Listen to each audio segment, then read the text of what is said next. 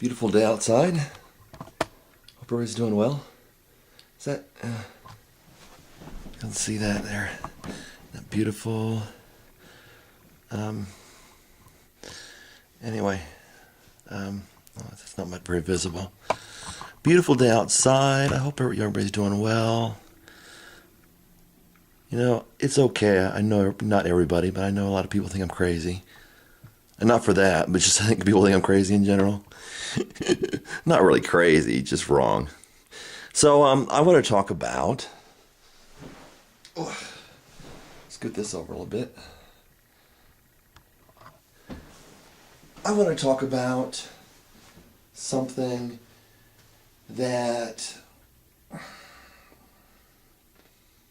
is quite interesting, a phenomenon that is quite interesting.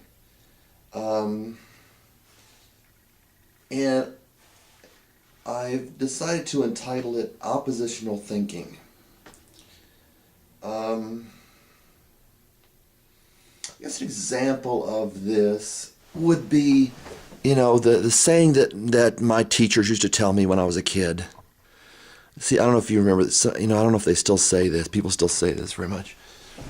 But, you know, somebody hits you, you hit somebody else. You know, you say, well, I mean, like if you're a kid, okay, not adults, hopefully. You know, that is illegal, and it can be quite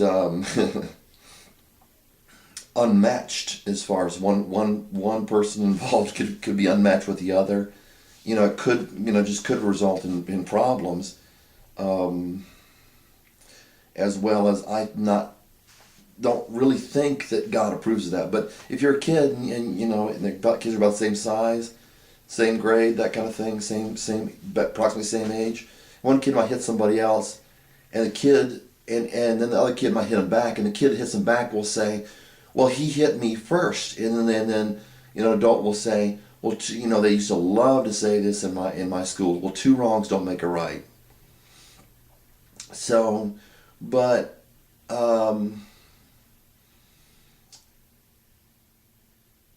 the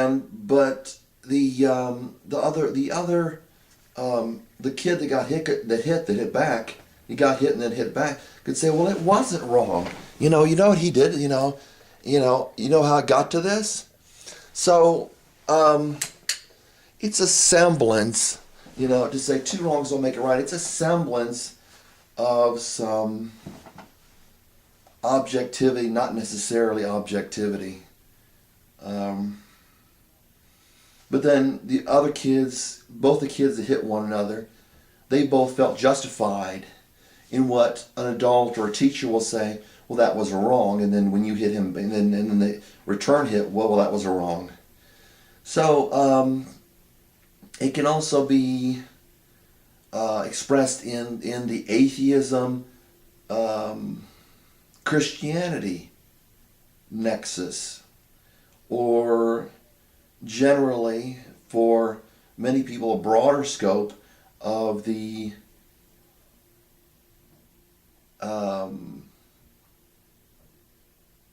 theism, atheism nexus.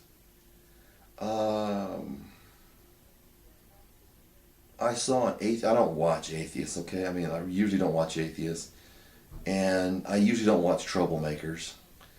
But I know that they're both very popular. If you're an atheist, that's very, you know, especially, you know, a lot of quarrelsome atheists and quarrelsome Christians or theists or whatever, they like to quarrel, and I don't watch them. But, you know, I mean, sometimes I do. But pretty rarely. It's not my penchant. And, you know, the atheist says, well, Christianity couldn't be right, or theism couldn't be right because of this. You know, and the theist or the Christian will say, well, atheism couldn't be right because of this.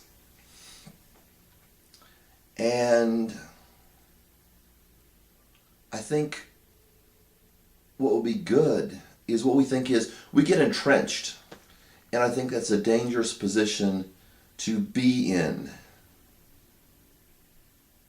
I preach or teach off of what I'm convinced of, and At the same time, I want us to understand rather than fight or make excuses or come up with systems, a good route on a certain view. I mean, I've seen very convincing stuff saying atheism is correct. And I've seen very convincing stuff that says convincing stuff that this theism is correct. Or Christianity is correct. More theism than Christianity on YouTube. But which leads one to wonder, even if you have theism, why would that automatically make you a Christian? But once again, people don't ask that question. And they're not willing to look at it. Now to me, I'm a theist. And beyond that, I'm a Christian. And the reasons for that may not be very easy to get into on videos or on a video especially. And frequently, even if you try to do that, you're going to come up with opposition where the point gets lost in the argument. And we seem to be on YouTube, and people in general, whether they're on YouTube or not, seem to make reasons or excuses or whatever you want to call them, or whatever they actually are, for their position. Yet, people are not interested in learning the other position. They're not interested in saying, well, this is what I think on that. They're interested in saying, you're totally wrong, everything you think is wrong, and all this stuff. And, there's no changing me. I mean, and I've heard that, I think I've heard that from other people. They say, whatever their position, they'll say, well, there's no changing me. This is what I am and I'm not changing. Or this is what category you can fit me in. But we fail to entertain even our own minds, where it especially makes it hard on YouTube. Where somebody could say, well, why, what's a good reason, and I think as a Christian who is not going to change, as a Christian and a theist and all that stuff, I think it's good to say, what are the other options out there? Theism and atheism is really the point of discussion.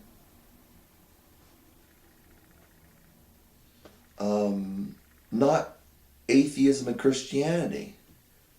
Because Christianity is a more specific religion, where the theism is just declaring a fact, or atheism is just declaring a fact believed to be true. So the issue is, does God exist or not, on that level. But people don't want to parse in their minds.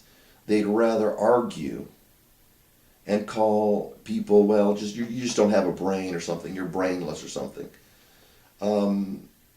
Politically, also, I refrain from discussing many of the political stances I take. And people have really,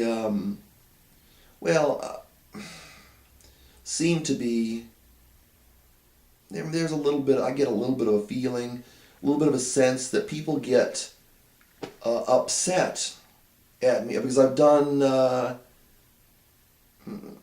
maybe several videos on Barack Obama where I did not implicate a negative position towards him, where in one case I decided to make a Barack Obama style pledge. And somebody wrote me and they says, well, are you for Barack Obama? Is that what you're saying? I don't want to get into politics, but I voted for somebody besides Barack Obama because I felt they best represented change. So somebody says, well, what does that make you politically? And for the sake of opening people's minds rather than closing them on very emotional issues, that where people will resist or resist or the discussion because they see the person is coming from a wrong perspective. If someone is an atheist and I want to convince them to become a Christian, it might close their mind to say, you know, this is the way it is.